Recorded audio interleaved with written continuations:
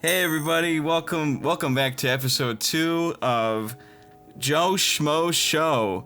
I'm your host, JJ, and with me I have none other than KaiserNeko. Oh my god, this is the second episode? I'm your second guest? This is it, man, yeah, I had to start strong. Aw, dang. Well, hi everybody. So, today we're going to be talking about something that's a pressing matter for a long time. You know, as soon as they see you're on here, they know it's the first thing out of my mouth. What's your favorite holiday? Oh no, I'm gonna be a basic bitch. Like, you ask anybody what their favorite holiday is, like, and like, unless they're Jewish, in which case they have way more to choose from. For the rest of us, it's like, I don't know, Christmas and Halloween are like the two. I guess, like, if you're super patriotic, maybe like 4th of July, because then you have like you fireworks hot and dogs, crap. burgers. For me, I don't really do holidays much anymore. I'm 37 as of a couple days ago. So, like, me and holidays, we're not exactly, we write occasionally, but we don't hang out. So, like, but when I was a kid, I preferred Christmas over Halloween. When you get older, you start to prefer Halloween over Christmas, largely because you start to jive with the aesthetic more, and also, like, the parties. Halloween parties kick the shit out of Christmas parties. So and Christmas parties can go hard. Yeah. Okay, two answers. As a kid, Christmas all the way. As an adult, I guess I lean more Halloween. I feel that. I feel like Christmas is definitely, like you said, it's always Christmas, Halloween, 4th of July, or like Thanksgiving. No one says Easter. That was the big thing I was asking for. I was wondering if you were going to be the first Easter I've talked to. When I was a kid, I loved Easter. Easter was like Christmas light at my house. You know, like, usually I got like a gift basket with chocolate and maybe like a toy or two, and then we go out and we do the egg hunt every year. Of course, my parents would always hide eggs around the house, which was also That's fun. like the only good thing. When I was a kid, yeah, I got the same thing. You know, you get like a peep bunny or whatever, and then you go around the house looking for eggs. That's why I'm asking, because like once you get a certain age, if your favorite holiday is Easter, either A, you just got nothing going on, or B, you're one of those adults that still like quote unquote play along with the kids going for eggs, but actually like you're genuinely hunting them down. I have family members that do that. They're like, oh, I guess I'll help them. I'll help my niece pick up the eggs, and they're grabbing it out of kids' hands. They're looking for the gold one or whatever. There's like $5 in it. So you just called out everyone in the audience whose favorite holiday is Easter. which is gonna be like surprisingly a large margin. I'm gonna find out. I actually wouldn't be surprised if some of them were religious, and it's actually a religious thing. Well, shit. Sorry, guys. Oopsie. Hey, we're not saying it's bad. We're just saying, like, oh, you know, that would probably be the outlier. Yeah, there. you know, I'm not saying anything about your religion, you guys. You know, I'm just saying that it's, you know, not worth celebrating. but listen, speaking of audiences, I've come to realize that I feel like when I do a video and then I have you guys on, you or Martin Lil Karibo, that there seems to be a lot of crossover in audience between the two of us. Yeah. And we've talked about this before. I feel like how like mine's just like a Diet Coke version of what you guys like mastered in the early 2000s. So like you call it like Diet Coke. I would say it's probably like an easier edit process. Like, although nowadays you're getting way more elaborate. Like you've been really trying to get way like do a lot more with this limited concept. And by the way, it's been really cool. Like watching you try new things is always awesome. And by the way, just real quick, friggin' way to go getting the TF2, guys. That was crazy. I got the story for that was I had a guy that is attached to the charity event they do annually with Kritzcast and all that, and they reached out and said it like if I could script something for them to do live, but they ended up just recording it, and so I got to make a video with some cool people, and now everyone thinks I'm like friends with them. I've never talked to them. I've talked to them once. It was really embarrassing. Honestly, but it's still really impressive, and yeah, your videos, I'm not surprised at all that there's crossover between the stuff that you do and like between our audiences. You do funny joke nerd shit. We did funny joke nerd shit. That lines up. And now you're cooking. Aren't you guys? Don't you guys have the the cooking podcast show that you do? Oh yeah, no. Sorry for a moment there. I thought you were no. Yes, we are in fact actually. We did a cooking one. I don't know if we're gonna do another one. We're currently in that phase where we're like, hey, let's try a bunch of weird shit and see what sticks. I love that. The tier stuff is actually sticking. That's honestly like it's so rare to see like people, like you guys, you establish yourselves, and then instead of, obviously it would have been easier just like as soon as I know the Dragon Ball Z thing had to end, and we can talk about that too. But the fact that you guys didn't just immediately go into like the clone of it or whatever, or do something like in that style, and just decided to do whatever you felt like, that's so refreshing. You don't see that often with people that like, I guess, like hit a certain point, like I right now I can't like imagine trying doing something like that. I have ideas, but I just don't have the courage to do it. I think some people might disagree with you about doing the clone thing. I honestly, when it comes to something like the Dragon Shorts and Hiffle, that was always a bit of me feeling like this doesn't feel like the clean break I was hoping for. But on the opposite end, I still really love Dragon Ball. And I didn't want to stop making jokes with it. I just was like, yeah, I think I'm good with the abridged series. I think it's we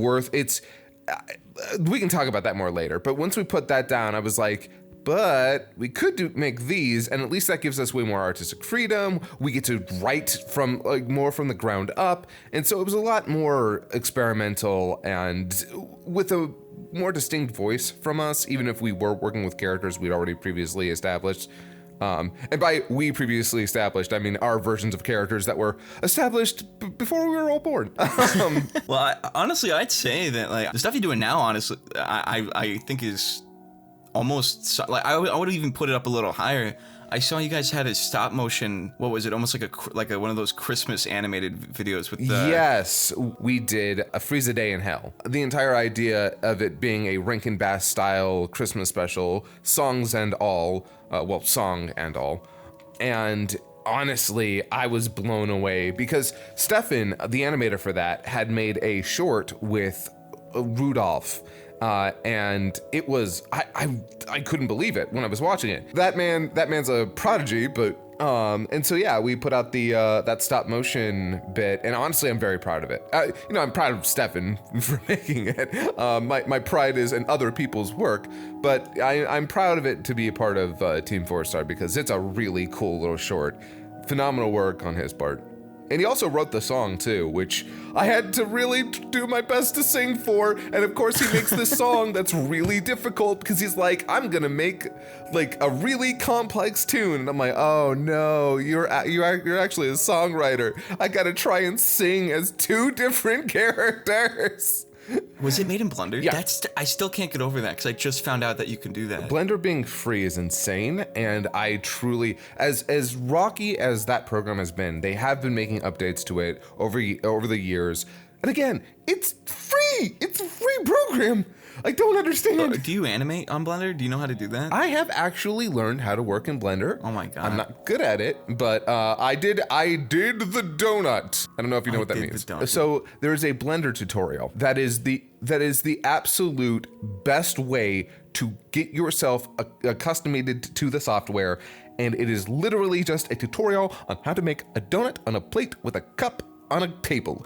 And I did it, like, the thing was, I even tried to put my own spin on it, because you're supposed to animate it like the plate going onto the table with the donut, and I had it slide in, and I had the donut slide too, and I did it with sound effects, and I'm like, aha, I've made the donut, and then I never made anything since. You should upload that on the main channel. On TeamFourStar, KaiserNeko's donut. Here Just you go. The file name, no description, nothing. Yeah. I'm gonna say you are by far one of the like biggest sleeper editors that I've come across, because I didn't know how much those videos that you edited. What is it? We worked on the Batman video, and I'm like, oh, this is really, really good. Like, what else is, like, did he edit back then? And then I went through the whole thing, and I'm like, holy shit. Like, how long have you been editing, I guess?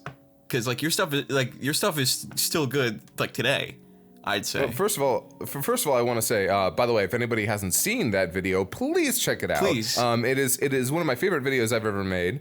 And it is on my channel. Just look for Batman. Which, by the way, I gotta say, I got so giddy watching that, because you But you introduced me to, this is gonna sound so stupid, but like directing someone through lines. Oh, yeah. Which sounds like a caveman discovering rocks, but like ever since then I started doing that with people because you brought out like a voice that I didn't know I could do until we were there. I love working with actors, especially new actors, because learning how an actor works and being able to like work with them is so much fun. Because I've had people in the past who I've listened to for a while, and I'm like, okay, I have an idea of their range. Let me see what we can do. And then we get in the booth, and they're like, oh, I've never been directed before. And I'm like, oh, okay, this will be fun. When it comes to the art of voice acting, there's that traditional classical style of education, of training, and you're often introduced through a lot of these schools, whether it be workshops, personal training, or full-on acting courses with from a teacher. You're introduced to a lot of terminology.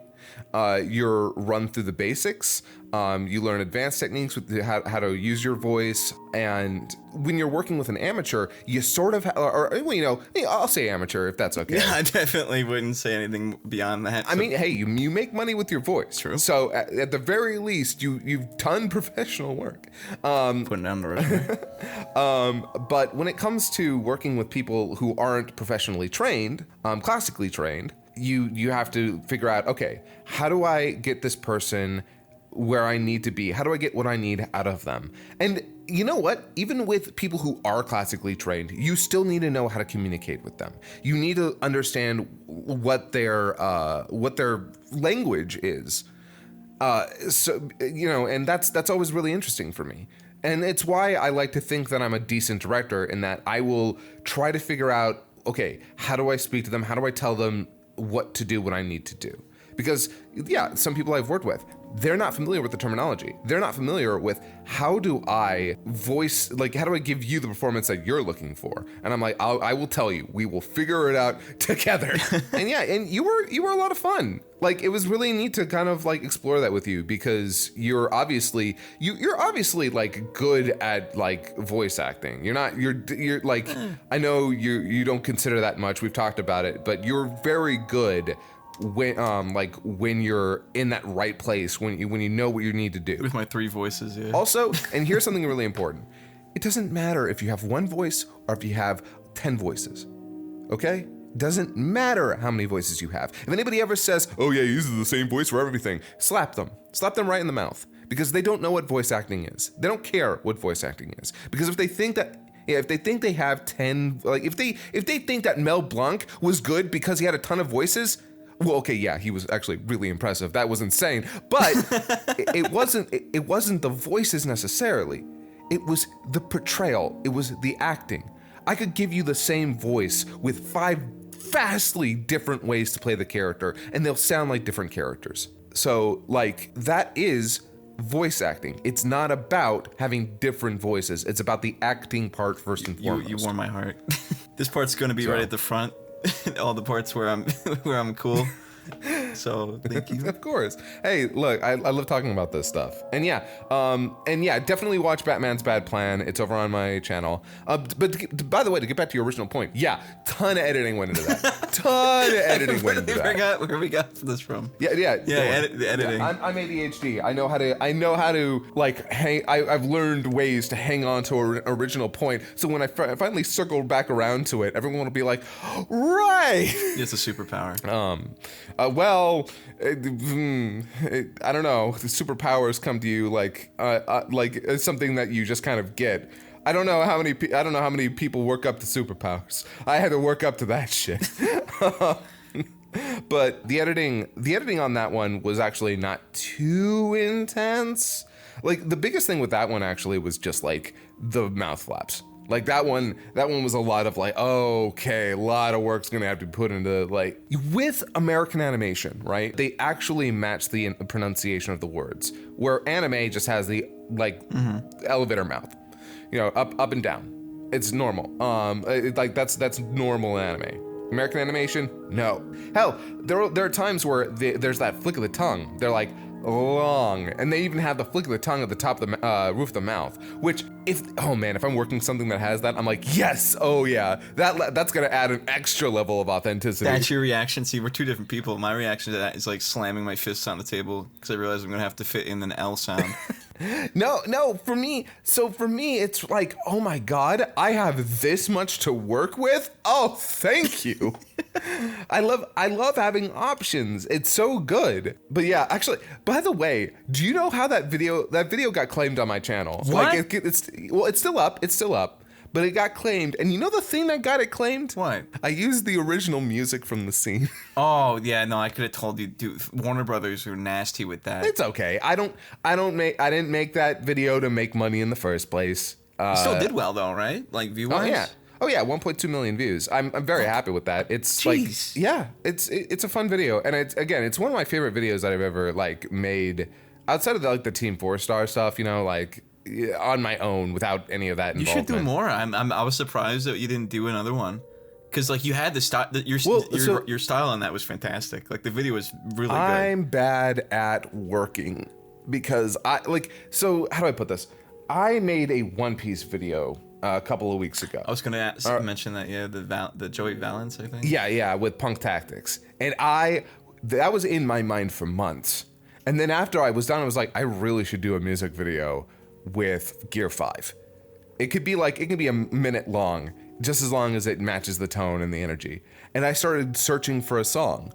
And then after a while, I'm like, meh, I don't care anymore. Because I'm like, unless I hear a song and then it's like, oh shit, I need to make that, I'm not gonna bother. Because like, this is a hobby. I'm not going to spend my time like pushing myself to find out, what new thing am I gonna do with this?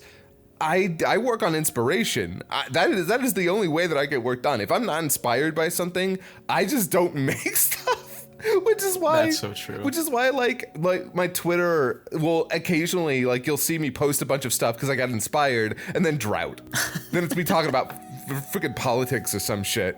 Like, that's my problem, is that I only work when I'm inspired. So it's a good problem to have. Because like you can tell when someone turns something out and they don't care for it. Yeah, it's really tough. Like sometimes as a oh god, I'm about to use a word that I fucking hate. I know what it is. Content creator.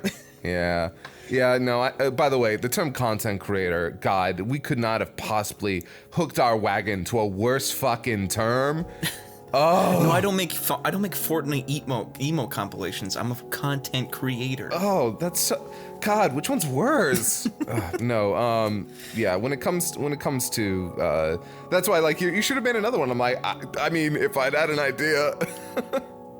Like, I don't even know how. I think I was actually watching through the scene. Occasionally, I'll like go back and just watch scenes from stuff that I like. And I think I was just watching through the like Red Hood scene. I'm like, yeah, it always kind of bothered me that he just like Batman turns around and walks away. Was he just like kind of ready for the Joker to die there? Like, I guess I could sort of get it, but like, also, is that Batman? Doesn't Batman try to save everybody? Like, and so I was like always kind of weirded out by that scene, especially considering in the original comic, he actually, I think ricochets a batarang.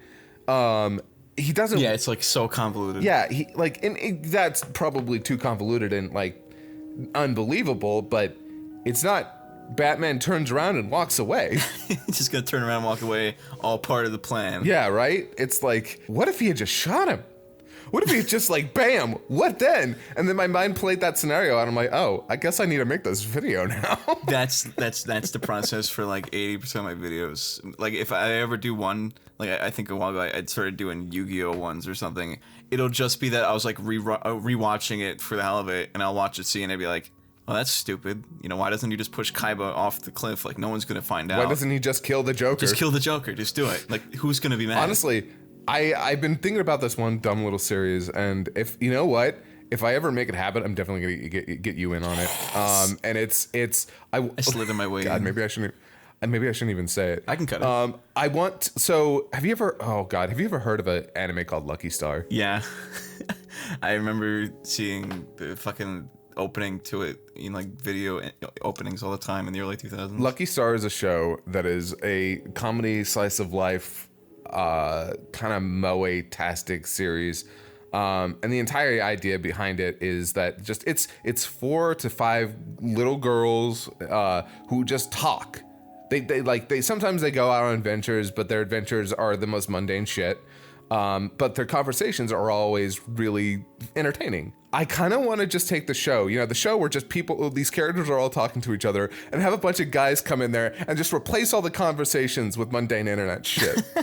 That would work. That could, honestly, that could work. It could even be like almost like a mini podcast thing. Yeah, actually, you're actually kind of on the same wavelength. I would be so down to play the Moe girl that talks about Reddit or something. Fuck it. Man, I might have to make this happen now. Because the way I'd want to do it is I'd want everybody to be like in a Discord call with the script in front of them and just riff off that. Like, instead of, because the way I do everything else is I have everybody record individually. This, I'd be like, all right, we got an hour. Here's the basic script. Go. Oh my God. This is like, so we'd record it. Essentially, it's like animating. It's like one of those fucking Game Grump animations where you're just taking the dialogue and editing it into the video. Kind of, but again, there would be a script. There'd be a script. Oh, okay. I'd like, hey, here's the script, but I'd also want the energy to be like more accurate, more authentic. Yeah, riff off each other, carry the energy around. Yeah, it would be really dumb, but I kind of want to do that because it's an idea that I've had in my mind for literally years now. Just because, again, I love the idea of just these full-ass grown men's voices coming out of these little girls talking about like, fucking Reddit and shit. That would go pretty. Honestly, I'd love that. I think that's like in like a short form thing. That would be out. And I'm not just saying that because you mentioned me being, I think we should do it. I'll have to think about who I want to get for that if that ever happens. But yeah. PewDiePie? No. Is his name floating around? No, it's not. No, it's not. It has never floated around. That guy is a weird fucking guy. He got away with a lot. He got away. Cut this part. He got away with a lot. One might say too much. I'm not necessarily saying too much, but I am saying some might say too much. He might have been in an SS uniform saying the N-word, but he did say I think barrel or something. Brofist. Look, the man has said and done some stuff which kind of prove that it is very hard to cancel people. We talk about that, but it's like, sometimes it's harder than you think. If he starts uploading again, it's going to be like Poe saying that Palpatine returned. Oh, wait. Is he not uploading anymore? He kind of fell off. He got, he went to Japan, and he has a hard time communicating with people. It was really awkward, and then he just stopped uploading. I mean, the man's got more money. The man's got so much money. He doesn't need to do anything else for the rest of his life. God, that's so strange to me. Oh, you know what's not strange, though? What's that? The sponsor of this video. Oh. I'm kidding. There's no sponsor. But that is awesome. What to ask about?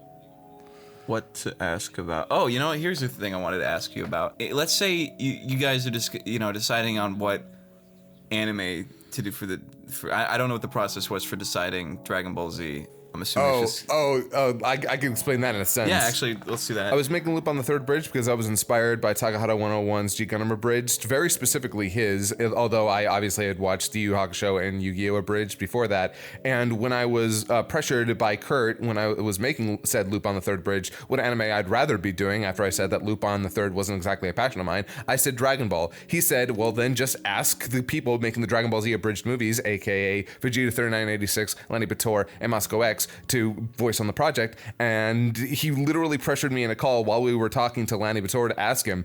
Lanny said, on 2 conditions. 1, I'm one of the writers. 2, I play Vegeta, and that's how that happened. That's amazing. Yeah. Actually, but speaking of which, by the way, I'm glad that you mentioned Yu Yu Hakusho Abridged. That was my first introduction to the Abridged stuff. Yo!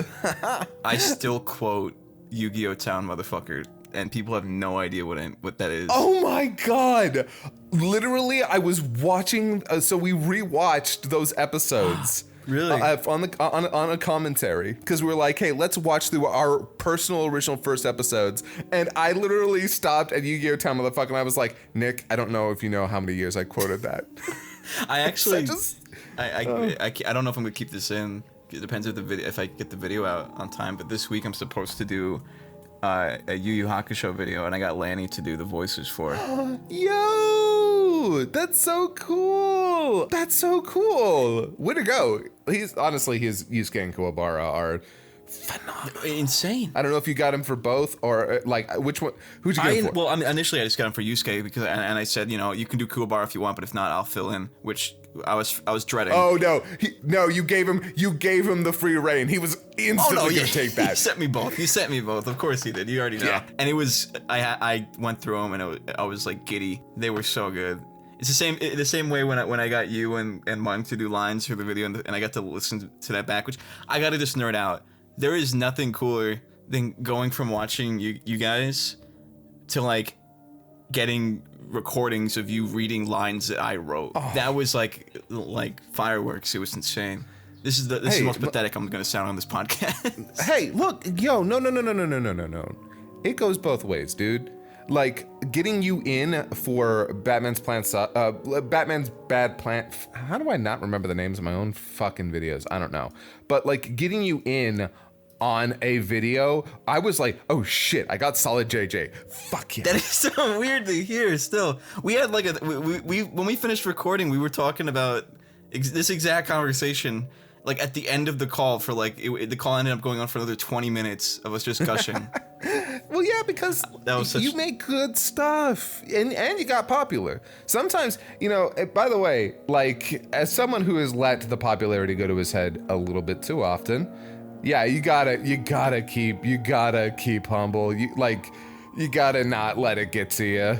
And you seem like somebody who's pretty good about that. There are definitely moments where it can get to me. And I feel like, actually, I'd honestly say it's less so than when you guys were getting popular. For certain, I guess not as wide of a range. Because back then when you were, I'm not saying like, so long ago, but I feel like having 1 million subscribers meant a lot more to, like between 2012, 2014. It did, because back then it felt like, it felt like back then when you had 1 million subscribers, you were getting at least 1 million views. Now you have 1 million subscribers and it's like maybe you'll get just over half that per upload, maybe. Yeah. But yeah, no, you're right. Back then, 1 million subscribers just meant more. Just like, I guess I'll put out a big video and if it does well, that's great. But like for you guys, you had certain episodes that were like an event. Yeah. I remember when I think you guys uploaded the finale of the Cell games when I don't remember if it was in college or high school, but I remember I was like, we had a whole group of friends sitting around like an iPod watching. Oh my god. That was that's again, which goes back to what I was saying, where like having this conversation now is like mind numbing to 18, 16-year-old me. No. Like I said, like getting you made my day, because I love working with new talent. I love working with newer talent, people who are like making big on the scene, because it allows me to continue to like change my own how I do stuff. There's nothing I'm more afraid of than becoming like stale. I hate the idea of not being able to evolve my content, not work with new people, because sooner or later it's gonna happen. Like it, nobody stays relevant forever. I wanted to say actually on keeping fresh and stuff. I found. Oh wait, hold on. Wait. There was a question you were gonna ask, and it got totally derailed. Again, your power that you refuse to call power. Yeah, you asked. You were gonna ask. Oh yes. So you guys decided on Dragon Ball Z. You told me, explain the story. If you were to go back and if you were to change it to any anime, forget like if it would have done the same numbers, if it would have been as popular, whatever, any anime in the world, what would it have been? That's a good question. I feel like there isn't a world where we wouldn't have done Dragon Ball. Because when I was making Loop on the Third Bridge, I didn't exactly have any other inspirations besides Dragon Ball. Like, Nick had Yu Yu Hakusho, and at the time, I don't think there was an anime I was that enthused about. I mean, Dragon Ball was sort of my life when I was a kid. I loved that shit so much, I made really terrible fan dubs. By the time I started working on that season, I can't imagine that there was another show that would have fit. I will say, if funny enough, Hellsing Ultimate Abridged, I would never have thought to touch Hellsing. That was Taka being like, people say we can't do it, so we got to do it. I'm like, all right, let's go. I've still never sat down and watched the actual show. I have seen every episode. It's fun, it's weird, it's dark, and it's very stylish. If you're in for some wacky bullshit with killing Nazis and just basically running the gamut of old monster movie characters like reimagined as anime badasses. Hey, yeah, Hellsing Ultimate, it's good. When we originally started doing that, I was like not even that into Hellsing. I really love Hellsing Ultimate Abridged. I think it's one of my favorite projects I ever worked on. There was a non-zero chance that I would have made, and this is gonna sound cringe as fuck, a Fooly Cooly Abridged. Fooly Cooly. Yeah, FLCL. Have you ever seen it? Say it again. Fooly Cooly. Yeah, FOOLY COOLY. Fooly Cooly. I've never heard of it, but the name is insane. Yeah, otherwise known as Footy Cooty. What's it like? So it was actually a production IG Gynax joined way back in the early 2000s, I believe. And the basis behind it was oh God, it's so hard to describe because it's got a lot of surrealism, like kind of abstract concepts. But long story short, it's about a young kid who's kind of going through puberty, right? And they represent that puberty through like big monster battles. And it's less gross than it sounds. Okay. It's abstracted. It's trying to give you like, oh, these are the feelings that you have represented through like these big action moments. Like hell, even like the metaphor for his dick is a guitar. It's really interesting. It's a fascinating story, gorgeously animated. Oh man, the music. Honestly, the entire show's a fucking mood. And I highly recommend it. I think there's plenty of ways to watch it online. I like the colors of it. Yeah, I might check this out after we stop recording. Yeah, I'm not kidding. It's 6 episodes, and they're all good. They're all good. It's, again, insanely well animated, really great characters. You can't really go wrong if you go sub or dub, although I'm personally going to recommend it sub. Although, again, like, if you're a dub guy, yeah, go with the dub. It's good. In any other show, it might have been slept on, but combined with the visuals, it's spectacular. I highly recommend. And I wanted to actually make a abridged version out of it, specifically because I wanted to recreate something with the mood. I wanted to try and do something like, I vibed with this so much as a kid. I want to make a version of this where all the characters are talking about more modern stuff, where they're kind of like vibing on the music there, like talking about their favorite bands and stuff. I wanted to replace a lot of the dialogue that was more and appropriately centered around like their own world, their own universe, and I just wanted to have fun with it. Never ended up doing it because I was so busy with other projects, but that was an outside chance. When anyone ever asks me if you were to do another show, what would it be? And I'm like, I guess Fooly Cooly. But you know, it's interesting that you said that you were considering doing like a modern take, I guess, for people to come in and discover it. What are your thoughts on the sentiment that people I have seen a lot of people have, that the Dragon Ball Z Abridged in some aspects is actually almost like it does the Dragon Ball Z better. Oh, I could feel the blade going in, and now just right in. And now we've hit the base, and I'm bleeding everywhere. So, we don't have to talk about this. No. Leave it in. Oh no, we have Look, to. Yeah. I am so happy that there are people out there who love our show so much that they're like, oh man, I like watching this more than the original. Like, that is so cool. I won't lie. That's really neat. I'm glad people like our version. I don't agree with them. And I think that they're not giving the original a fair shot. Because, like, a lot of people see Dragon Ball, and I think a lot of people see the dub of Dragon Ball that really genuinely just made it kind of dorky. Yeah. I mean, I know a lot of people will think like, oh, but I love the music, and I love their characterizations, and the corny jokes actually make it better. And it's like, okay, if you feel that, sure. If you vibed with that, I get it. But I think there are a lot of people out there who don't vibe with that, but have never watched it properly. I think there are a lot of people who haven't given it a chance and really let themselves get taken in by the simple yet incredibly effective storytelling of Akira Toriyama.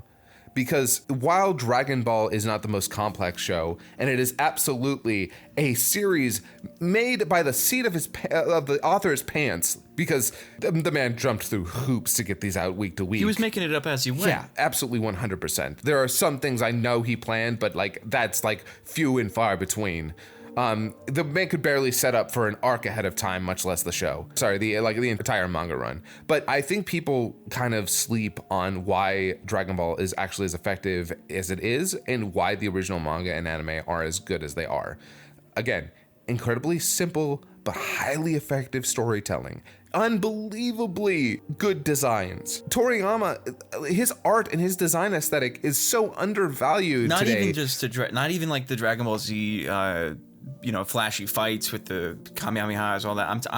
I was fortunate enough to like come across Dragon Ball as a manga first, and I read from there up. Like the way he illustrated action, like movement from page to page, it's insane. Like you get captivated by it. You don't appreciate movement in like manga illustrations until you see it like excel like that. Like, how do I say this? People who say that Dragon Ball Z Abridged is better, I think a majority of people who say that are just kind of in there for the jokes, and that's fine. It's fine. If you're just in there because you want something funny and that occasionally can be serious, then okay, cool. I'm glad you like it. Please don't say it's better than Toriyama's work, because I can assure you, it's not by any metric, by any standard, and also it wouldn't exist without that. Yeah. Literally, like, as somebody who is very anti-AI, I am very touchy about like when people are like, "Oh, this is so good and it's even better than the original." No, it's not. It couldn't have existed without the original. We're very open about that. And I want people to pay respect to that original work first and foremost. It deserves it. So that's the worst feeling when especially when it happens to you. Which I'm wondering, has that happened to you, where you've made something and then someone kind of riffed off that and people said it was better? So where I've created something and then somebody made a version and said it was better? Yeah. I'm not really sure. I don't think so.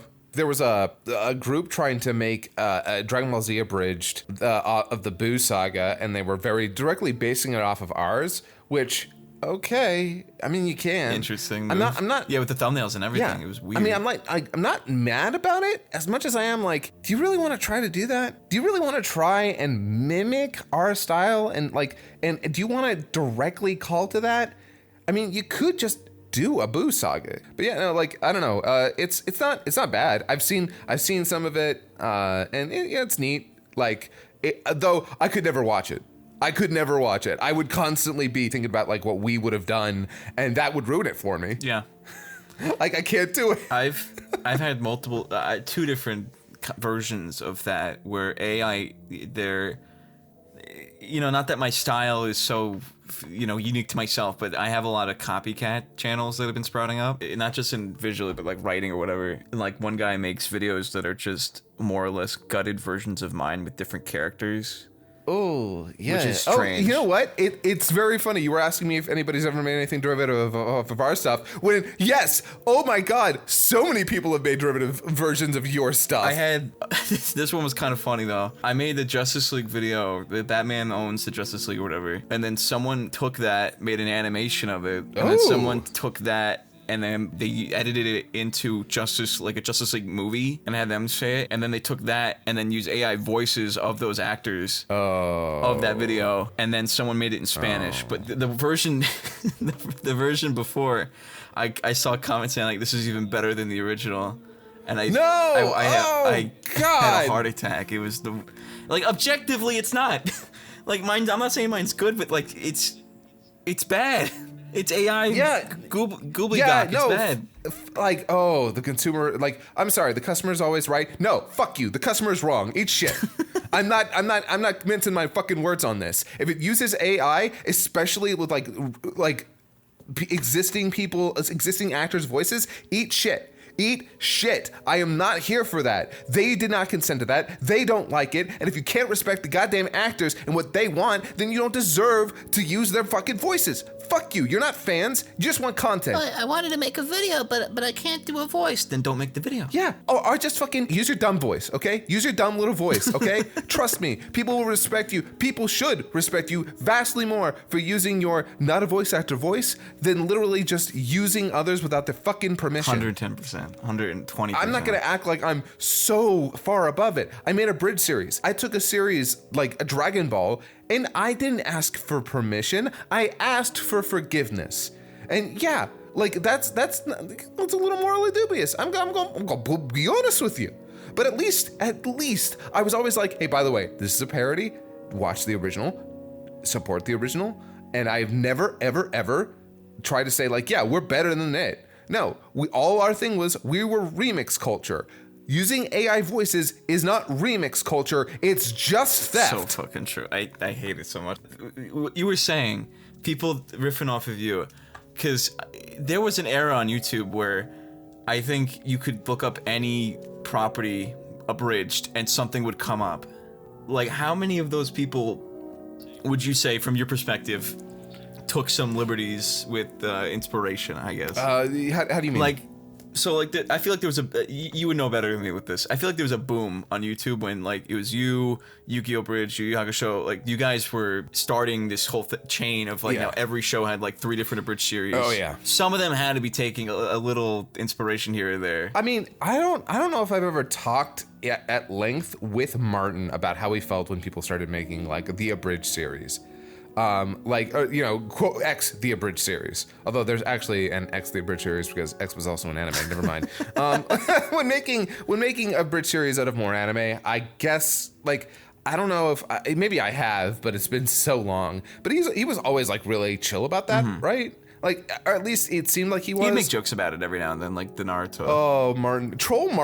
The Troll Martin era was always, it was so interesting, but also kind of funny. But anyone who's younger listening to this, like, I'm sorry to be an old fogey. And I'm sorry to try and bestow upon you wisdom of my withered age. But please, I beg of you, reconsider being an asshole to everybody as comedy. You might find it funny and get laughs, and hell, they might even laugh. But there are also gonna be times where you're just gonna sort of be out of pocket and you're gonna regret it later. You're gonna get a little older and you're gonna look at that and you're gonna think, I probably shouldn't have been such an asshole. You'll feel very embarrassed looking back at it. Yeah, and I wish I'd known that. I wish I'd known a little bit younger because back then, we were all going at each other kind of hard. Like, anytime we felt like we could get away with it, we were taking shots. Shots that, upon reflection, some were totally, like, okay, that was valid critique, but others are just like, wow, we had no idea what each of us were going through, and we were being mean about it. It's hard to say, like, oh, how did we feel about it back then, and how do we feel about it now as adults? Because as adults, as real, like, people, like, who have gone through a lot of shit, nowadays it's like, oh yeah, making a fucking abridged series, like another abridged series after the original, yeah, I totally get it. That's awesome. And I think that's cool. I think that's great. I think we all agree, like, if you wanna partake in remix culture, then fucking go. Do it. Do your best. Try to be original. Try and do something new. Try not to be derivative about it. But if you wanna, like, I think taking the basic concept and running with it, there's nothing wrong with that. No, nothing like intrinsically wrong. Yeah. Because, like, look, when it comes to the stuff that I've seen some people who've used your format very effectively. Yeah. I've seen with stuff that you'd never do. And I think that's also sort of interesting because I don't think you would touch some of the shows that people have been doing it with. And at that point, I'm like, you know what? From my perspective, I don't know how you feel about it. And I'd understand if you feel like, oh, yeah, it's just going to take my style whole hog. But, like... Well, for me, it's a 50-50. And it's because at first, there was actually one guy that was like the biggest of them all. He's still doing videos now, where they started off trying to riff off my thing. But as soon as they started making videos more and more, they kind of evolved it into their own idea. And now, like, they're, besides visually, like, there's no resemblance between them at all. Like, they found their voice, they found their style, they found their whatever.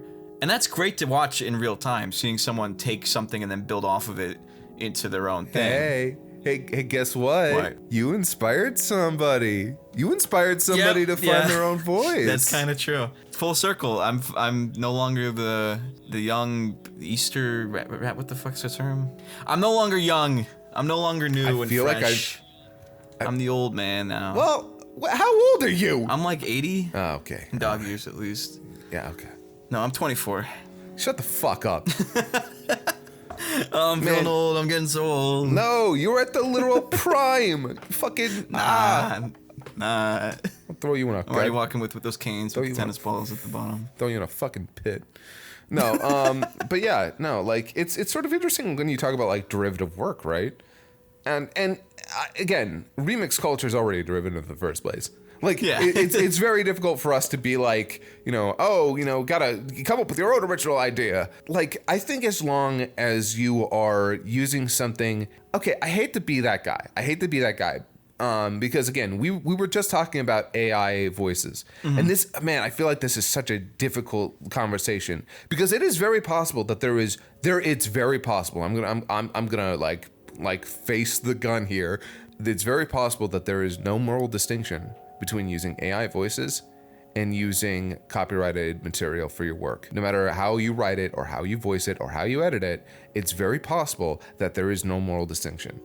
I will argue that there is. I will wholeheartedly, with my full chest and throat, say there is a distinction between using somebody's voice, actual voice, without their permission, with an AI, and doing a impersonation. And I think there is a wholehearted difference between using AI content to create new images and taking existing images and then heavily altering them yourself with your effort.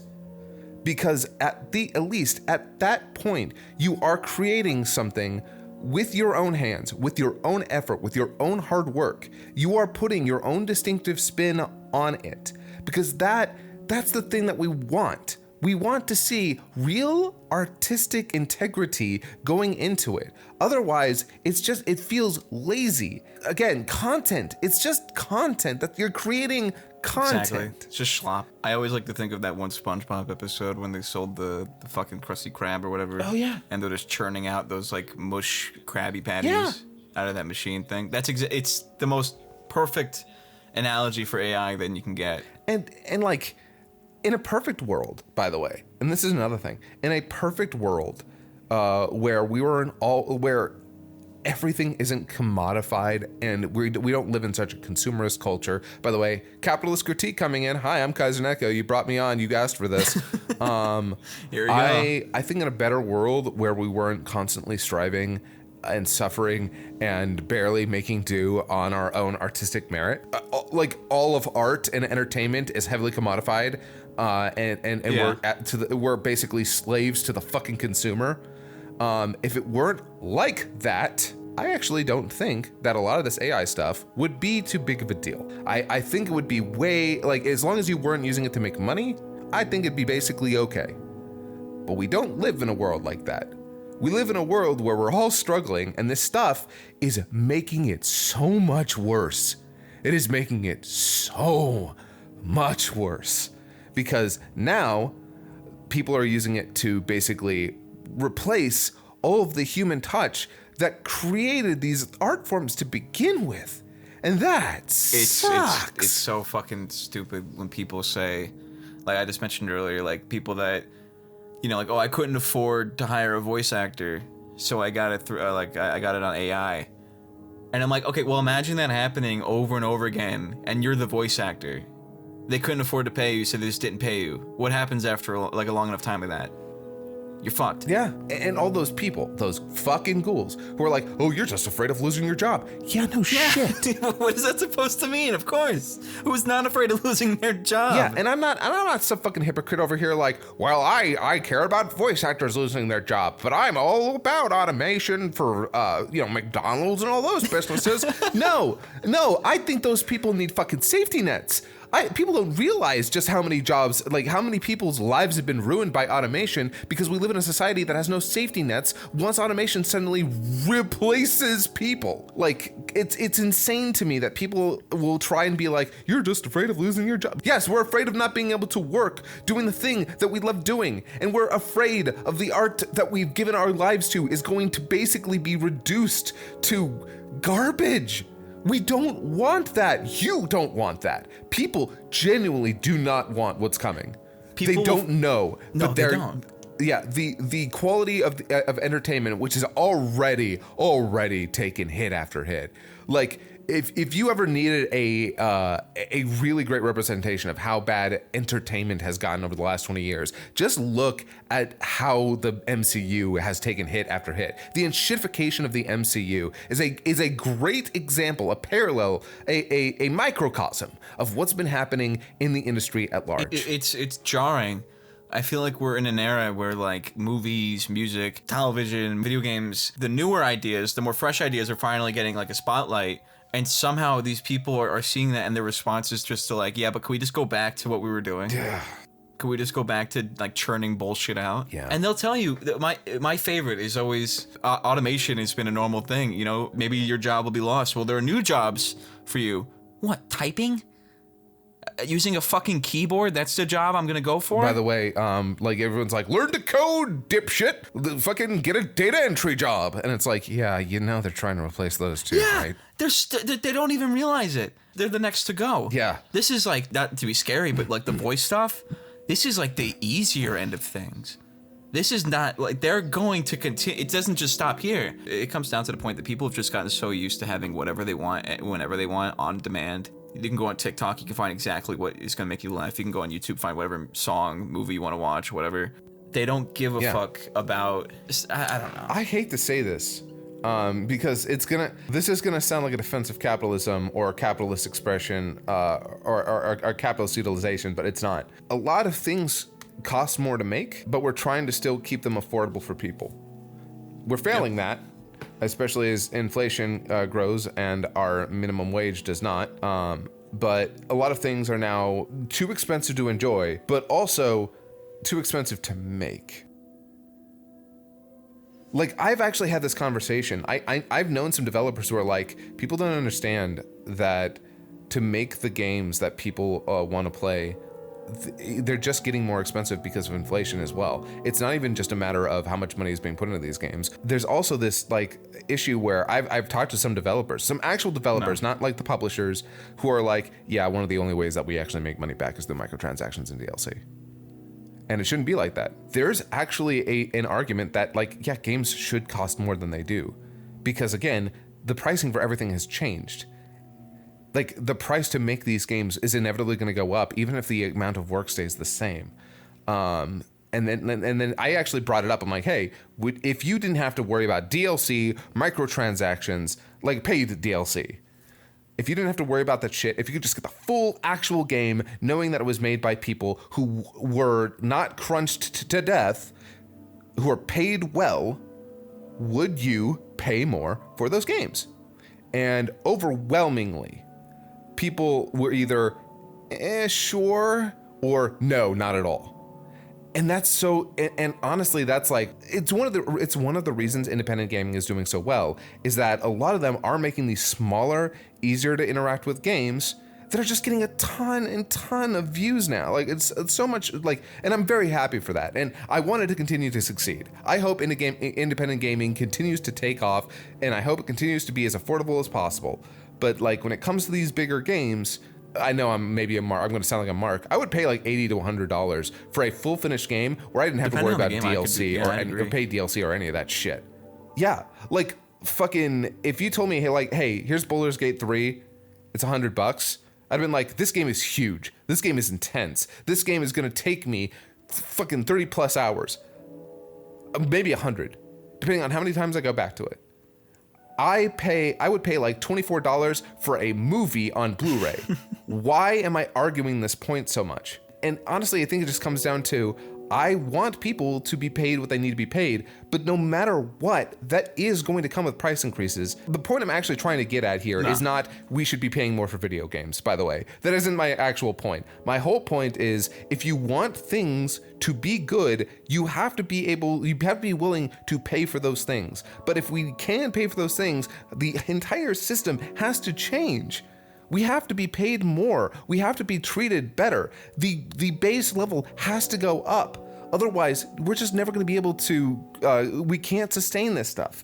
This commodification, this consumerism has turned everything into cheaper, shittier goods that we are technically paying less for, but it's still too expensive because we as a society are losing our jobs. We're losing our security. We're barely able to afford rent and food. It's insane.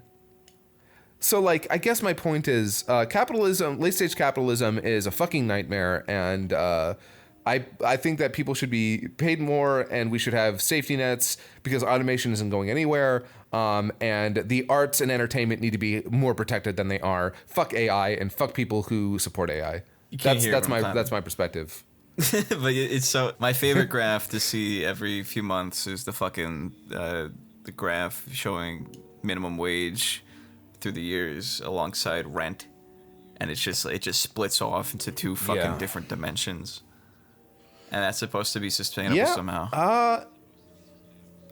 Yeah. And you know, some people talk about like, hey, well, why isn't, do you know how many people are actually paid minimum wage? And I'm like, no, not a ton, because like, you know, most companies realize if they don't pay at least a little bit more, their people literally aren't going to be able to afford their rent, and then they're not going to have any employees. Yeah, you're right. As it turns out, the system will actually accommodate for that naturally. Nope. But not enough. Because corporations will still find ways to pay the minimum amount that is required. And that's bad. That's actually very bad. Because that minimum amount means there's no forward momentum right now. for a lot of these people. Canned. Yeah, and forward momentum is so important. I've always like this is such a point that people will miss. Being poor is so expensive. It's so unbelievably expensive to be poor. And it always comes back to this perfect analogy. You have two men. One has a pair of shitty work boots. One has a pair of really made work boots. The shitty work boots cost $20. The good work boots cost $60. The man with the good boots uses those boots for 10 years, and then they die. And he has to pay $60 to get a new pair of boots. Well, shit. That man just paid $160 for two pair of boots. Then there's the guy with the shitty boots who has to replace them every 6 months because they keep falling the fuck apart. So every 6 months, he's paying $20. So that means for 10 years, he's paying how much money? If I was good at math, I wouldn't be doing YouTube. Yeah. That man is basically like every 6 months. That means like for 10 years, yeah, he's paying $400. And you know, again, we're adjusting just to make it more understandable. But if people don't have that startup capital to buy the good shoes, to buy the good equipment, to get a decent apartment, to live in a place where they have forward momentum, people they just tell him can't to go buy do the that. good shoes that he can't afford. Yeah, which is why when people are like, I'm not paying $80 to $100 for games, I'm like, I get it. I totally get it. And I want to put that up front. Like, it sounded like I was like going to fucking bat for publishers. I'm not. As I said, their DLC, the paid DLC, the microtransactions, the crunch, they're all terrible. They should all die. But the only way that's going to happen is if we as a society can support art and artists. They desperately need it because the capitalist structure right now necessitates these sorts of terrible practices. It's either you make money or you don't, which is why I love independent creators. They're doing their fucking best to not deal with any of that shit. That get upset that games have all these things tagged on and don't think like, you know, the reason that there could just be beyond like they're cartoonishly evil. It could have to do with the fact that we're not giving them the resources that we want them to have, but also don't want to pay for. I know. The stuff I said earlier is going to get clipped, and it's going to make it sound like I'm like, oh yeah, gaming companies, they deserve more money. No one's watching this. Yeah, I don't know. I just like, but I'm putting this here so like when somebody inevitably takes that clip out of context, I can then post this part where I tell you, hey, it was actually one giant capitalist critique. Actually, it went on for like a lot longer. I don't know how we got to this part of the conversation, honestly. I already know I'm titling this Dragon Ball Z and Capitalism. Ooh, with KaiserNeko. Okay, you know, like this has been fun. This has been a good conversation. I honestly, in a way, this was always what Dragon Ball Z was about. Well, funny enough, Frieza was modeled after used car salesman. So there's what? Oh yeah, like well, not used car salesman, but car salesman. Yeah, Frieza. Akira Toriyama was like, oh yeah, I modeled Frieza a little bit after one of my editors, and also after car salesmen and how they would talk very politely to you while trying to like basically get to your wallet. Oh, I wish that was more well known. So that would have been Tom's video. Yeah, and that's why that like, So and great. again, he deals with planets, right? He's like that was part of it. That's why he's like, oh yes, I own and I sell planets. I could give you this planet. It only has 500,000 miles. No, literally, it's 500,000 miles in diameter. It's not a huge planet, mind you. not a huge one. All right, I think we're at the shoe end of the video. That's not a word, but I think we're at the end of the video. So I'm gonna give you the thunder round. Oh yeah, let's go. Quick questions. Answer super quick. If you think about it for longer than a second, the ground underneath you pulls out and you go into a shark tank. Ooh. Not the good one, not the one with the bald guy. There's no good shark tanks. It's the not good one. It's labeled not good. All right, this bit's going too long. All right, favorite color. Electric blue. I don't know why that caught me off guard. It's my favorite. Hey, it's my favorite color. What you want? All right. Favorite movie you've watched recently? American Fiction. American Fiction. Yeah, it's a movie about a black author who is struggling and realizes that there are more stories that are more geared towards white people and their idea of the black experience that he could write. So he tries to write one of those books, and hijinks ensue. It's incredibly good. It's great for minority creators, I think, who are trying to figure out what their voice is in their field. It's one of my favorite movies of the year, and I'm actually going to be doing a small bit on it in the upcoming 23 videos or 23 movies that I watched in 2023. That's pretty cool. I still need to see that. Me and my girlfriend and I instead we saw the Poor Things, which was phenomenal. Oh, I've heard good things about Poor Things. It's if you like surrealism, which it sounds like you do, you would love it. Okay, well, yeah. Favorite game that you've played Hollow Knight. You know, I'm gonna get back to Hollow Knight because it's one of my favorite games of all time now, and I fell in love with that goddamn thing. Good example of what we were just talking about. Yeah, give me Silk Song, please. I beg you. I need it. Last question. Favorite album that you've been listening to recently? Oh, actually, the album was from, I don't know the actual name of the album. I just know the artist, The Gods We Can Touch. It actually kind of, like, I don't even know how to describe it, but like, I listened to Cure for Me from Aurora. That's her like biggest song. And then I kind of fell in love with her style. It's very soft, kind of a little bit poppy, a little bit, I don't know. It's hard to say, but yeah, that's what I've been listening to lately. The only album full album I listened to before that would have been Aesop Rock's. One of Aesop Rock's. I can't remember which one. Favorite Simpson. Like of the Simpsons, like the family of the world. Oh, OJ. Shit. I was thinking he's not gonna say OJ, and then you fucking threw it. All right, OJ Simpson. You're in our hearts today. You can always, if you want to come on and defend yourself, you're more than welcome. I know your Twitter handle. Oh wait, no, I actually have a Simpson. No, I do have a real Simpson. Lawrence Simpson, Moscow X.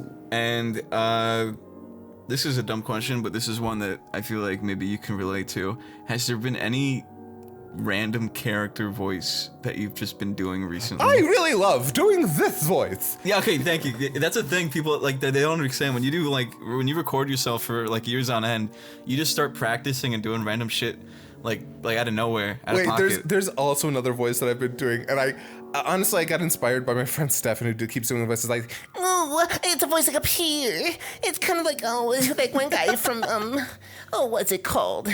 he was that one actor, Charlie Adler. Charlie Adler. It like I don't know what it was, but there was a part of me that just like, can I do any of Charlie Adler's voices? Ooh, I love milk. And I'm like, oh, I love doing that voice, but it makes me feel gross. Like, there's something about doing that voice. It's like trying to be a sexy baby, and I hate it. And I hate it. And I hate it. I hate doing the sexy. You got it. Yeah, that's the new title of the episode. KaiserNeko is a sexy baby. No, that sounded closer. That sounded closer to Billy from Venture Brothers. You almost had chicken just a second ago, just for a split second. Oh yeah, he talks like this, if I remember correctly.